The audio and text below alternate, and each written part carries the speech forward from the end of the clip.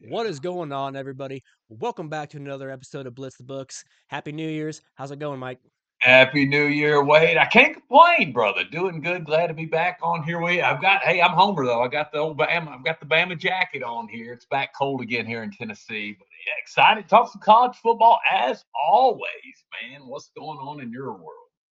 Man, we have just been red hot. So if you guys want to check out VIP services, go check out our page on X. We've been dropping some pretty big winners over there. We've been on an absolute heater in college basketball. Talk about that for a Nice. minute, just because I feel like I have to at this point. Yes. Going into today, we're cashed 15 of our last 16 college basketball bets and 18 of our last 20. So we have been on an insane run. I don't know how hot we're gonna stay. We've got one play tonight, so if you guys, if I can get this out before the game start tonight, which I don't know if I'm going to be able to or not, but I like Villanova plus 2.5 as my only play today. I'll give that to you guys for free, and I'll try to get this video edited and dropped before we go into here. But Mike, are you? I know we've been talking a little bit off air about you joining into some basketball plays. Are you going to be picking up some basketball as football is winding down? Yeah, usually my routine is every year about New Year's. I start digging in because conference play's finally here this week, and this is usually the time I finally start doing my homework, dusting off some old notes, and Nice. figuring out some power ratings, that kind of thing. This year going to be more sides. In the past, it was more college props, but got a lot of subscribers that can't bet college props, so we're going to Yep. mainly be sides. Nothing too crazy. It's not really my forte, but we're going to try to do a pick or two a day if we can, if we find something with some value. Dipped into a little bit last night with Illinois State, won that one. Didn't send it out to anybody, but I'm just trying a few things to see There how you my go. is. I'm going to try to hit some openers, I think, the day before. I'm a big Yeah. openers guy. I can, kind of like I did with Yep. MLB.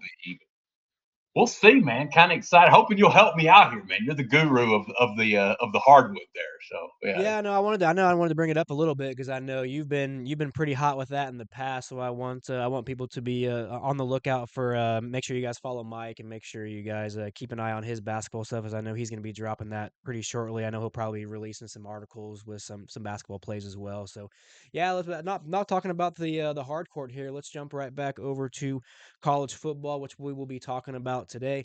Last week we did go 2-2. Had I not jumped, given out both plays in the Hawaii game, we would have went 2-1. But either way, we are 38-23 now on the season. Still a fantastic 62% cash rate for all these free picks we've been giving to you guys. And last year, we'll go through the rundown of last week's results real quick. Mike gave out BYU minus 3.5. We were lucky enough to cash that baby at a nice minus 115 odds. I gave out Hawaii money line at minus 112. That cash, but I did take the under 52.5. I thought we were going to get there, but Hawaii ended up coming back, and Hawaii money line was the bigger play for me. So I was really hoping for them to get the money line over the total. So they did nice. just that. And then we gave out Missouri minus 3.5. I really thought that was the right side, Mike. They just let us down in that game. I don't know if it was motivation factor or what, but I still think I would take that bet It next was nine it times was if we had a strange, chance to. Wade, when they went up 7-0. First drive ran it really well. I thought we were home free, honestly, and even up 7-3 at the half. I'm like, Yep. well, we're still covering by a half point. Coach Drink will get them going second half. It was just weird. The offense did nothing after that first quarter. The first drive, they looked great. Rest of the game went to sleep. It was just strange to watch. That's just how it goes sometimes in bowl games. It's hard to handicap motivation sometimes. And for whatever reason, I got to tip my hat to the Cavs, man. I thought they Yeah. wouldn't get off the mat after blowing their golden opportunity in the ACC title Yep. game, but they did. They showed up. They acted like they wanted to be there. So kudos to Chandler Morris and Tony Franklin. Good job there, man. I really thought the SEC team would show its strength, but didn't happen. Yeah, they that I remember the first drive they came out and scored. I thought, oh boy, they're gonna run away with this one, and then just complete standstill. So, but I think this is a pretty good week for us. We've been talking about some of these plays off air before we get going, and I really love all four of these looks. I think we might have a pretty good chance to sweep this board. So, Mike, why don't you kick us off since your play is going to be one of your plays is going to be one of the first one out of the four. Yeah, my pleasure, Big Wade. Appreciate it, man. Let's go the good old ReliaQuest Bowl here. I'm gonna go jump. I jumped on Iowa about a month ago. Actually, it was my first bowl play of the season. I took Iowa plus 6.5 at minus 115 over at FanDuel. It's no longer there, but man, honestly, I'm fine at Iowa. Anything over 4, you can get plus 5.5 right now for a decent price at DK minus 112. I'm fine with that. Anything over 4, 5's fine, somewhere in there. Was lucky enough to get the 6.5 early. I don't think we'll need it here. I think this is a field goal game either way. Everybody and their brothers signing up to bet on Diego Pavia one more time. I get it. Dude is the ultimate warrior. Been running his mouth a lot, though. I don't know if I was going to take too kindly to just him really just whining and complaining about not getting in the playoffs, which I understand. I do think Vandy kind of got shafted a little bit. They had a great year, best year in school history.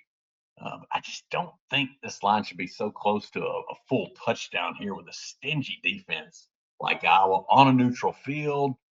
Actually made this line Vandy minus 4, but like I said, I could see it being a field goal game either way.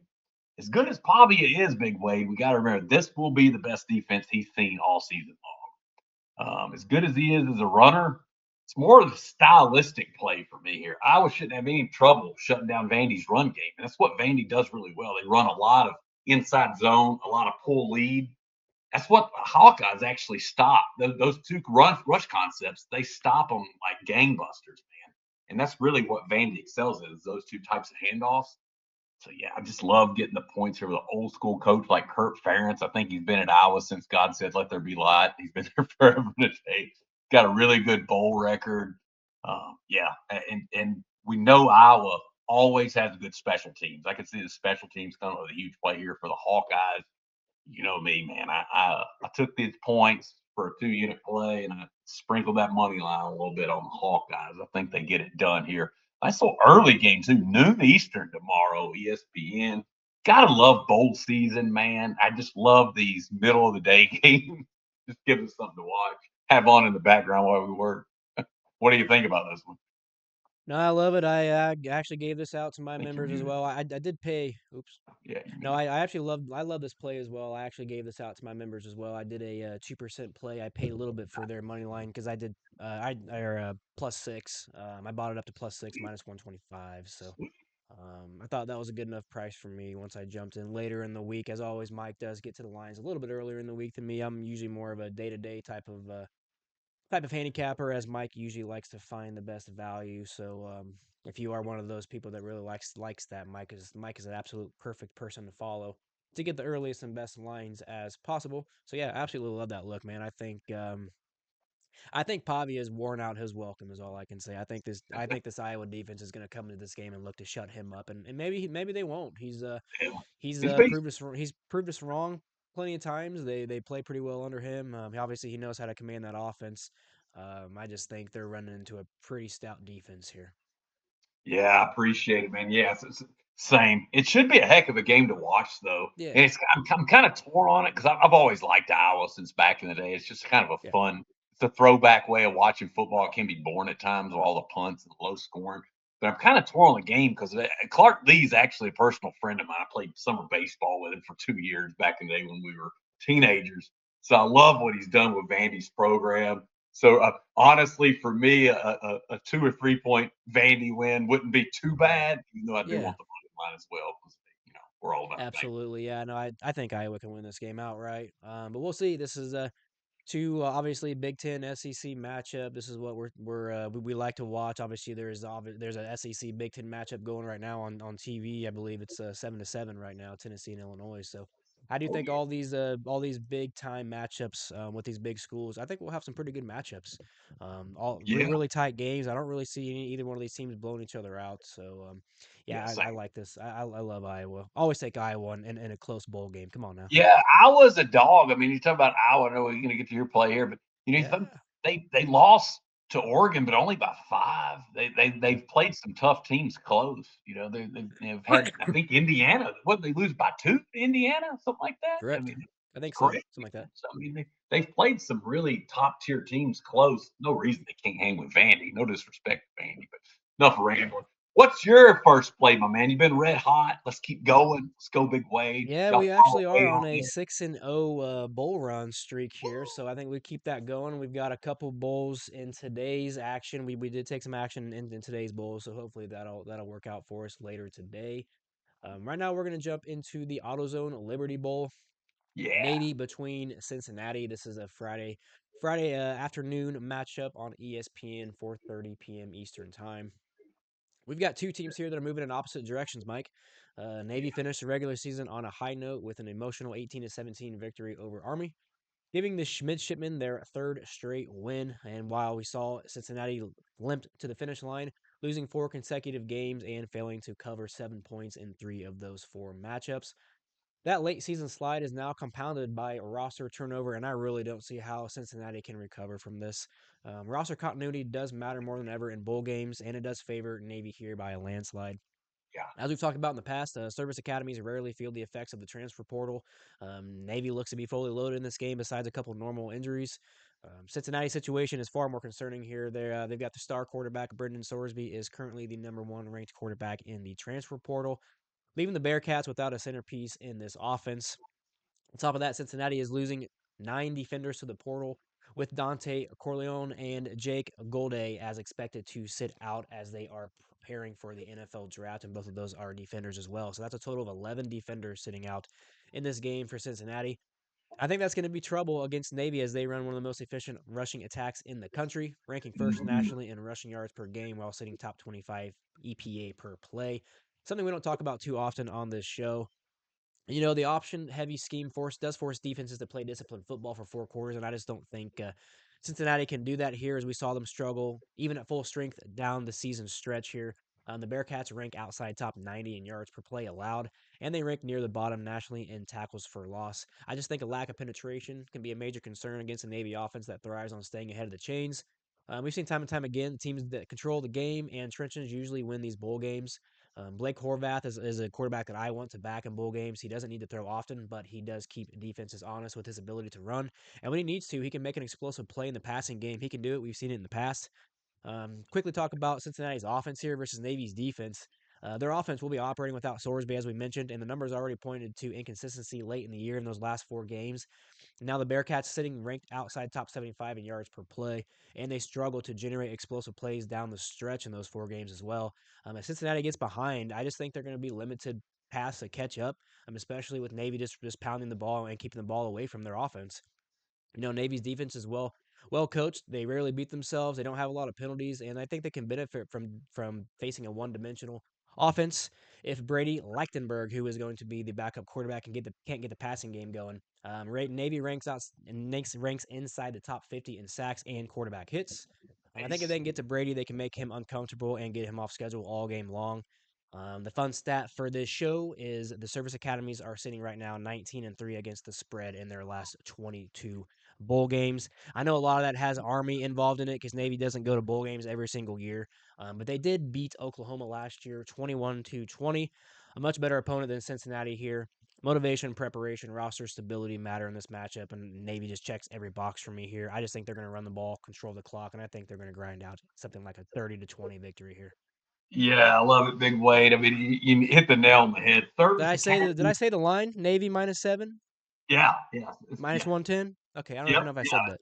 said that. No, that's perfect. And service academies in bowl games is just free money. Doesn't matter if it's Army, Navy, or Air Force. Any of the three, just play it at the open. That's what we should have done because Yeah, Cincinnati actually I opened know. 6.5 point favorite.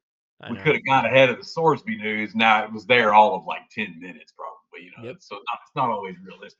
But yeah, this is a good play, man. I mean, you look at Cincinnati. You mentioned all the opt outs on defense. Well, that's a problem because when they had those guys in there, they were just 104th in the country in rushing yards allowed per game. That's not good. That's not good. So take out those guys on Yeah. Oh defense. Where are boy. they going to be at against the Navy? And you talk about Horvath, man. This guy's made us a small fortune the last couple of years. Yeah. 25 touchdowns responsible for total between rushing and passing. The guy is a sick gamer. I mean, he can win this game by himself. Yeah, and you gotta just wonder. I mean, with Swordsby being out, does Cincinnati really care about this game? I don't know. They're just weird. Another good I have thing. a feeling it could move to 7.5 before the game too. Yeah, I do want to say I don't know if I would love that. The 7 I'm already like iffy on as it is. I know we've already lost a bunch of the line movement. I still think seven's a good number, but it I don't know is. if I'd go any higher than 7.5. But another good thing in our back pocket is Navy's got a good field goal kicker. He's made 90% of his field goals this year. Here we go. Cincinnati just 73rd in the country in field goal conversion rate. So I mean that's another good one in our back pocket anytime you kind of cover a number here. Yeah, just served Academy in a bowl game. It's too good not to play. Like it quite a bit. Cincy's just struggling. You nailed it. I mean, I think you Yeah. said this in your opening there. Navy won 3 straight to end the year. Cincy Yep. lost 4 straight. So Yeah. yeah, like you said, two teams going different directions here in the Liberty Bowl out in Memphis. Get the Navy midshipmen a nice victory here. Maybe they'll eat afterward at Rendezvous Barbecue. I used to live in Memphis. Rendezvous Yeah. Barbecue is the Woo. name. Oh my goodness. Man, Yeah, that sounds good tasty. place. Yeah, so let's go. First two picks of the show here. We go back to Iowa plus 6.5 for Mike, and I have given out Navy -7, -110. As always, if these breakdowns are helping you guys at all, hit the like, subscribe to our channel, and drop a comment. What is your favorite play this week? Who do you guys like in the college football playoff matchups later this week as well? It helps the channel way more than you think.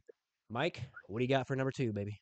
Yeah, second play. Here we go. We're going to keep you in action all day tomorrow on New Year's Eve. Let's go to the Cheez It Citrus Bowl. We're going to see that ton of Woohoo. commercials. Cheez It, Yeah. Cheez It. Well, I went Michigan, big way, Michigan. I played plus 8.5 over at Valley Bay yesterday morning. If you can find plus 7.5, that would be preferable. I'm fine. If all you can find 7, that's okay. Let's just look at yeah, I don't mind. Hard Rock, you still get 7.5 for -120. I'm fine with that. As long as you get over the touchdowns, even better. A lot of folks were expecting a ton of opt outs from Big Blue Nation here just because it's your own more scandal, Yep. but it didn't happen. Looks like there's only 3 guys opting out on this one. I read some player quotes a lot. It's kind of one of the things I do when I'm handicapped, especially bowl games. So running back Jordan Marshall earlier I think earlier this week said when they asked him about the coaching scandal, he said, "It's okay. We're a player led football team." I'm like, tells me they're taking this one serious here, man. 2 blue bloods here, Michigan and Texas. Yeah, I know, Cheez It Bowl, Cheez It Citrus Bowl, whatever. But when you're playing a fellow blue blood, you got to think there's going to be some There's probably not going to be motivation problems on either side. I wouldn't think. Line open Texas -4.5. That's actually where I made it a power rating. So I was kind of surprised all the early money. I guess just with the scandal, the Shmurda Moore scandal, and pushed all the way up to 8.5, come back down now. But Texans had a suffocating defense all year long, but they're going to be missing a ton of guys. They've had a lot of opt outs on that side. Just found out this week was it Quintravian Wisner's going to miss this game too. He's hitting the portal. He's not going to play. I don't know. Yeah, you got to worry about Arch Manning in his legs. Got a decent arm too. He's really come around a little bit later in the year, especially with that big win over A&M. Michigan's D's the real deal though, big way. You and I have made some money on him at times this year. I also think Bryce Underwood, he's going to play. Should find plenty of success with his arm and his legs here. Michigan plus the points, 2 units for me. Sprinkling that money line for plus 255 over at Caesars for .2 units. Let's do it, baby. I like it. Go big blue here. And my boss is a huge Michigan fan, so I hope this cashes for him. That I think this is the right side. As you know, I'm a Longhorns fan, so I've been thinking Bummer. about this game a little bit. I like the fact that we saw Michigan last year. They ended up beating Alabama 13-19, and I think a lot of people were on Alabama in that bowl game. So, Thanks. I um, was. yeah, me too. No, I was on them, so I I won't was. lie about it. So yeah, it's I think this is Michigan, like you said, player led team. I think they do have the better talent on especially on the field now with Texas's some of these key players leaving. So I think eight's too much. And if you're somebody like me who might be fine playing a juicier line if you're doing 1.5 or 2% on this game, you can get +8 at -126. I'm not saying to go take that, but if you're dying to get the 8, Mm-hmm. anything under -130 I would say is okay. Yeah. Because 8 is a key number. Yeah, And it happens. I think it's going to be a closer game than 8. So Yeah. Yeah, it's 3 or 4. I think it's 3 or 4 either yeah, way. I can see like a yeah. 28-24 final. Don't really know Yep. who, but something like that. So, yeah, Yeah, I feel like pretty it. good on that No, one. I'm waiting for Texas to make the decision and get Sarkisian out of there. I don't think he's the right answer for us, but I guess we'll see. We'll see Yeah. how things play out next year. I I, like the I play. I'm kind of with you on that big win. I like Sark because he helped Alabama all those years. But in my head, I just kind of keep thinking he's really, really good as offensive coordinator. I'm not. I'm Yeah. still not sold on his head coach. I'm Yep. just not Yep. kind of right there with you. That's You how know. I feel. Let's jump over to. I'm gonna give out a pick in the college football playoff Yeah, quarterfinals here. you I'm gonna are. go Let's to go. the. I'm gonna go to the Ole Miss and Georgia game, and I don't know. We'll see how we'll see where this line goes before kickoff because public really likes to get involved either the night before or the day of the game, and then we'll see Oh where the yeah, line really goes here. But I'm taking Ole Miss -6. Currently, right now, it's going to be a picking Georgia. 2% play. I may even upgrade this to higher than a 2% play. I think maybe I'm wrong here, but I just think Georgia is going to make mincemeat of Ole Miss here. They will clash for the second time this season, and a semifinal playoff spot is on the line. Both teams are coming in 12-1. The Rebels are coming in behind a 6-game winning streak after a dominant 41-10 victory over Tulane in the opening college football round. And their lone loss this year came against Georgia, a game where actually Ole Miss controlled much of the night before falling apart late in the third and entire fourth quarter. Georgia is also 12-1, as I mentioned, and they look like every bit of a national title contender, especially since that loss to Alabama. Yep. The Bulldogs have won 9 straight, including a statement win, 28-7 victory over Bama in the SEC championship. And Kirby Smart's team seem to be known for peaking late, and he usually has the upper hand at beating a team for a second consecutive time, as we have seen in the past. I think last year he played Texas twice. The year before he might have played Alabama twice, and it always seems to be the first game's close. In the second game, he usually finds a way to create separation. I don't know if it's what he finds in the game film, but he almost always finds a way to beat the team by more points in the second game. Let's talk about Ole Miss's offense here a little bit. They do bring one of the most explosive offenses in the country. They rank top 10 nationally in scoring. They sit near the top FBS and total offense, driven by obviously an elite passing attack that averages over 300 per game. They also rank among the nation's best in first downs. But I do think that's going to take a step back here against a major competition without your main play caller and leader in Lane Kiffin. I just don't know how long Ole Miss can go beating teams without their main guy.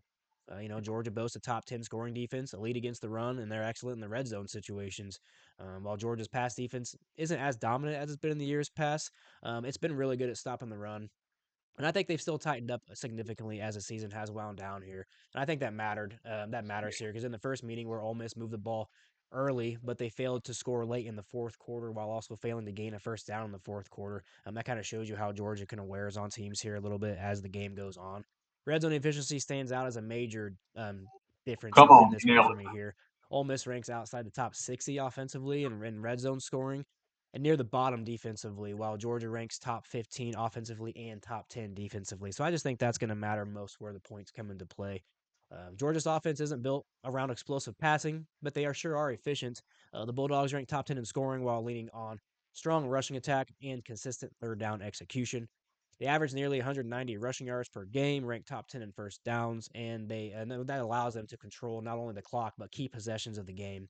Ole Miss's defense has been solid across the board. They do rank top 30 scoring defense, holding up reasonably well against both the run and the pass. However, I just think Georgia's depth and offensive line advantage will become increasingly important late in the games as they are able to wear down the opponent. Just talked about a minute ago, we saw firsthand evidence of that in game one, as Ole Miss was dominating early in the game, and then they failed to do anything of significance in the late in the third and into the fourth quarter. Georgia lost in last year's playoffs after having a bye. I believe all four teams last year that had a bye lost. Now it's take that with a grain of salt because I believe Boise State and SMU or somebody. There were two teams there that really should not have been in that position. Arizona State, who played Texas. Two teams that should not have had buys. Now we've got second year. Georgia lost, I believe, Notre Dame, and they had the bye. I think Yeah. that's going to have their 100% full attention here to put this game away. I think Kirby Smart's going to find a way to put his foot on Ole Miss's throat. I would take this up to -7, but I think staying under the key number of 7 is optimal here. I think -6, -6.5 is the best number for you. I gave out Georgia -6, -107. I took that earlier this morning, so it might be still available. But yeah, I would try to stay under that key number of 7 if you can. I could find a push at 7. It is a playoff game. Ole Miss is going to try to fight to show Lane Kiffin I think they're gonna try to prove to Lane Kiffin you left us at the wrong time. So I think they'll put up a fight for sure. Yeah, it could be. Cause I think it goes probably like the game earlier this season. I mean, Yeah. Ole Miss probably hangs tough or even Yeah. leads, but Georgia's just too much, man. They're just too much. They're loaded. I mean, they're rotating a ton of guys in and out just because they're a lot of times their backup guys are still 5-star guys, just embarrassing their riches. Honestly, the way Kirby's got rolling reminds me of Saban's dynasty, really, just the way Yeah. he gets all the recruits. And yeah, you can still get -6 at -106 at Profit X, by the way. There you So go. great line there from Big Wade. It's 6.5 everywhere else. That's a pretty good deal there. But yeah, you nailed it, man. I was exactly what I was going to say. Red zone efficiency is off the charts in favor of the Yeah. Bulldogs here. You nailed it. Ole Miss just 100th in red zone defense. That's terrible. Not going to play well. Georgia 14th in red zone offense. So that is a huge edge for Kirby Smart's crew. And at the same time, man, you nailed it. I mean, Ole Miss has to run the ball typically to be successful. They're a really good running ball team. But man, I'm in Georgia, fourth in the country in rushing yards allowed per game. It's hard to run on the Bulldogs. Just ask my Alabama Crimson Tide. They couldn't run. Well, we hadn't run on anybody all year, but we sure can't run on Georgia. But yeah, it's weird. They haven't. Georgia hasn't rushed the passer too well all year long. It's kind of a weird thing, but that's coming on a little bit. We've seen Yeah. we've seen it tick up the last month or so. So yeah, it's just hard to pick against Kirby Smart in these games. And no offense to Pete Golding or anything, but he's in way over his head here, man. He's just not. He's never been a head coach before. This is a rough baptism by fire here in the college football playoff against one of the best adjustments in game coach Kirby Smart. Good luck, Chuck. I think it's go dogs all the way here, big way. I like the pick. Yeah, I think this is a pretty good look. I've been trying to figure out which one of these games has the best angle. I think Alabama can put up a good fight against Indiana. I do think Texas Tech's probably gonna shut down Oregon, but I right now I feel like the Georgia, Ole Miss, outside the Miami, Ohio State. I know we've been talking about that game off air, but yeah, this is the other game that I feel pretty strongly about. So I feeling pretty good about these picks we've given out. Let's do a quick rundown, and then we'll get out of here. Mike gave out Iowa plus 6.5 at -115, and he gave out Michigan plus 8.5 -113. I gave out Navy -7 -110, and Georgia -6 -107. Mike, as always, appreciate having you on. It's always good to do these shows with you.